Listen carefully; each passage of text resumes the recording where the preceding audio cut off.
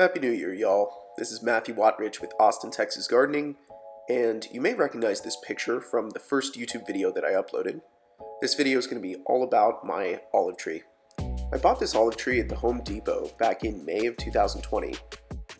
As I had mentioned in my first YouTube video, I decided to transplant it from my backyard to my front yard in June. And just to reiterate what I said in that video, do not transplant your trees in the middle of summer, especially in Texas. It's not a good idea, but I kind of got lucky with the olive tree and it took well in my front yard. This video is going to be about how much it's grown over the past year and also how I brined some olives that I picked from it. Today is September the 8th and I'm out here with my olive tree. And my olive tree is doing great. You can't really see it from too far away, so I'm going to zoom in a bit. These olives are looking pretty nice. Now, I love this olive tree. When I bought this olive tree, I never anticipated how great it would look in the front yard. You can see there's probably 20 or 30 olives on this thing, and it's just still a bush. This is probably one of the trees I'm most excited about.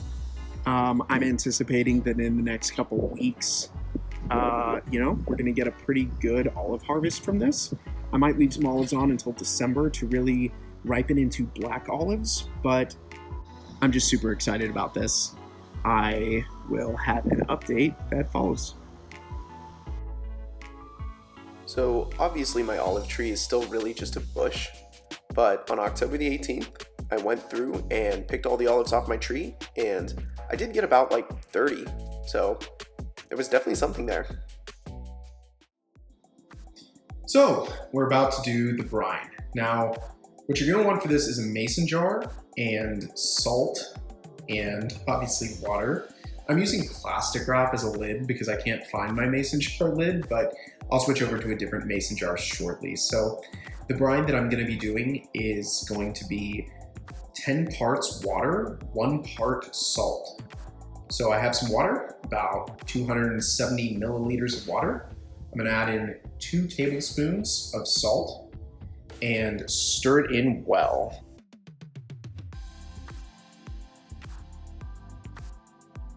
These are my olives. Most of them, as you can see, a few of them are damaged. I've been told you don't want to use damaged olives, but I've separated out 2 olives which I felt were very damaged. I'm not sure if these are from bugs or from bird pecks, probably bird pecks. But you can see these aren't really ones I think would be super fruitful to use. So I'm gonna use these and just dump them in. And we're gonna need to use something to make sure they sink. I saw cheesecloth as one of the things that's used. I'm gonna just get them in the brine for today and put some plastic wrap on them. But eventually I may get another mason jar and some cheesecloth. I'm gonna flip this over. Sweet. I think I have a rubber band somewhere around here. So we have our little mason jar here with our olive brine, and we're gonna just transfer that into this larger jar.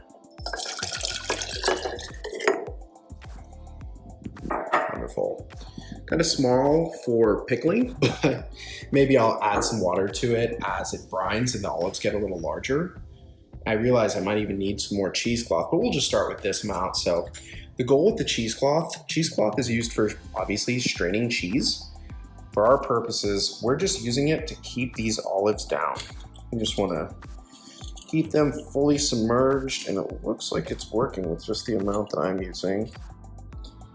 So as I was doing this, I realized I probably could have just wrapped the olives in the cheesecloth, but I think I've accomplished my goal here. Our olives are, for the most part, submerged, probably a bit overkill on the cheesecloth. And now we're gonna just set this mason jar aside. I'm gonna grab a Sharpie and put the date on it so I know when 2 weeks has passed. So it's been 2 weeks. And this is the brine that I started on October the 18th. You can see the top of the cheesecloth there is getting a little, kind of looks pink tinted. It is time to change the brine. So we're gonna let it brine for a total of 6 weeks. We're gonna change it once more in 2 more weeks, but today, just to get it started, open this up. And before we really even remove this, we should make our new brine. So I have another 270 milliliters of water. We're gonna just put in 2 tablespoons of salt. That looks great. And we're gonna remove our old cheesecloth.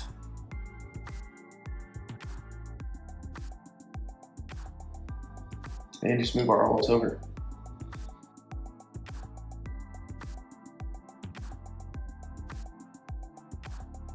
We don't really have a ton of olives, but that's totally fine. And wow, look at that. I thought we would need our cheesecloth, but I guess the brine is really took. They're no longer floating. They are all submerged at this point. So one of them is floating. I'm gonna go ahead and put the cheesecloth in.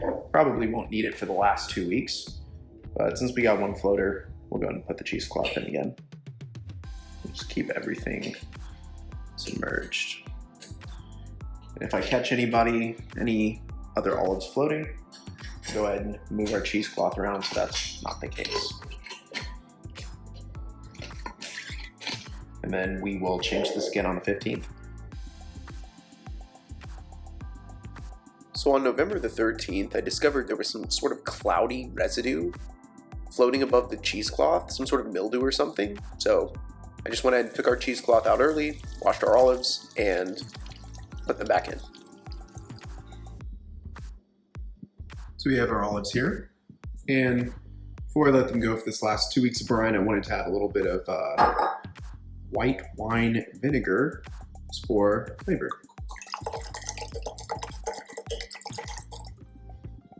I think the brine ratio isn't too big of a deal. That's going to turn out great. So today's New Year's Day, and I totally forgot about our olive brine for a month and a half. You can see the brine has a strong pink hue.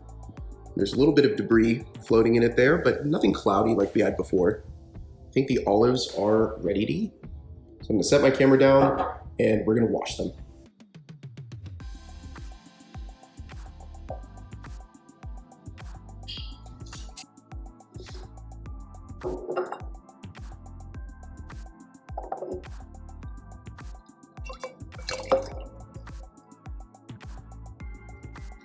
And with our olives out of the brine, we're gonna just wash them a little bit. And I guess now we can just try them. And so after really a year of waiting, because I've had my olive tree for about 9 months now, and 3 to 4 months of pickling, this is the final product. We have some nice black olives that still have the pits in. For comparison, I have a store-bought Manzanillo olive, and it's like pimento stuffed or something. You can see the size difference. It's a little bit bigger. So we're gonna just try one of these and I'll tell you guys what I think.